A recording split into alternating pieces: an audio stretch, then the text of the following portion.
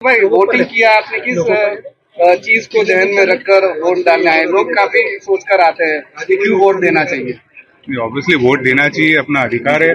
और अधिकार का जो सही इस्तेमाल होना चाहिए, साथ ही साथ जो जिससे तुम उम्मीद करते हो कि जो लोग आपके लिए काम करे, आपकी जो मुश्किल है उसको आसान करे, तो उस डेवलपमेंट के लिए वोट दिया गया है। और जो कैंडिडेट है उस कैंडिडेट को चुनने का यही मकसद होता है कि वो लोगों के बीच में रहे और काम करता रहे, उनकी आवाज को सुने।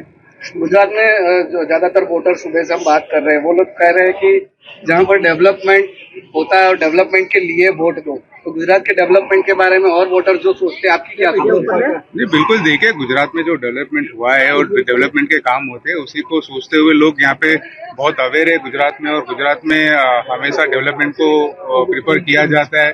और कंप्लेंट बहुत सारी आती है कि पिछले 5 साल में या कहीं पे पानी भर गया है, कहीं पे ये डेवलपमेंट नहीं हुआ है, कहीं पे असुविधा होती है, तो उस चीज को भी लोग ध्यान रखते हैं। जनता है, जनता ध्यान में रखती है। और ऑब्वियसली गुजरात में हमेशा जो जागरूक नागरिक है वो हमेशा डेवलपमेंट को वोट देती है। आप टीएमसी से सांसद है, आपने जैसे भाई 40 साल तक हटने वाली नहीं है, बंगाल में आएंगे, तो गुजरात में क्या सीनेरियो देखते हैं? नहीं, देखिए अब मैं आपको ये बोलूंगा कि 40-50 साल गुजरात में भी भाजपा को कोई हटा नहीं सकता, तो आपको अच्छा लगेगा? अच्छा लगेगा क्या? जो भी है, जो फैक्ट है, जो फैक्ट है वो फैक्ट है।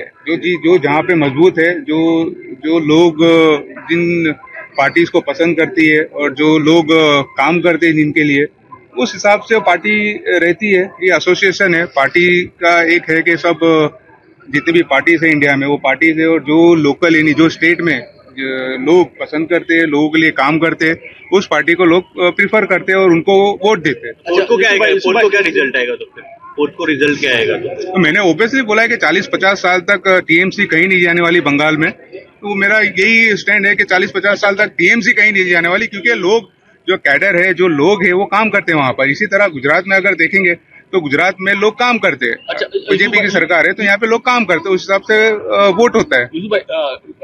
देखिए 92 लाख जो वोटर्स है वो उसको बात कर दे, और अगर उसको इंक्लूड कर दो आप, तो परसेंटेज 80-81 के आसपास ही रहेगा। तो इसमें कोई बहुत बड़ा मैजिक नंबर नहीं है। जो 92 लाख वोटर्स है वो बात किए गए, उसके बाद ये जो परसेंटेज का खेल है वो अब आया है। लेकिन अगर वो 92 को अगर आप इंक्लूड करेंगे तो परसेंटेज 80 या 81% ही रहेगा। उसमें कोई मैजिक नहीं हुआ है। आपने जैसे बंगाल में टीएमसी की बात की, गुजरात में बीजेपी की बात की, तो जैसे 40 साल तक ममता जी बंगाल में नहीं हट सकती, तो गुजरात में बीजेपी नहीं हट सकती, ऐसा मानना है आपका? क्या कहना है? मैंने वही कहा आपको। मेरा जो जवाब है कि आप देखिए यहाँ के डेवलपमेंट, अगर यहाँ के लोग बीजेपी को पसंद करते हैं और बीजेपी को वोट देते हैं डेवलपमेंट के ऊपर, तो उस हिसाब से सरकार रहेगी गुजरात में। तो इसी तरह बंगाल में टीएमसी की पार्टी है, वहाँ पे लोग उनको पसंद करते हैं क्योंकि वो लोगों के बीच में लोगों की आवाज उठाती है। उसी तरह गुजरात में या कहीं पे और भी स्टेट में आप लेंगे, उस हिसाब से काम चलता है और उस हिसाब से सरकार चलती है। सर, आपका जो टीएमसी वाला जो बयान है खूब वायरल हुआ है, वडोदरा में तो ये गुजरात का बोला, उसको भी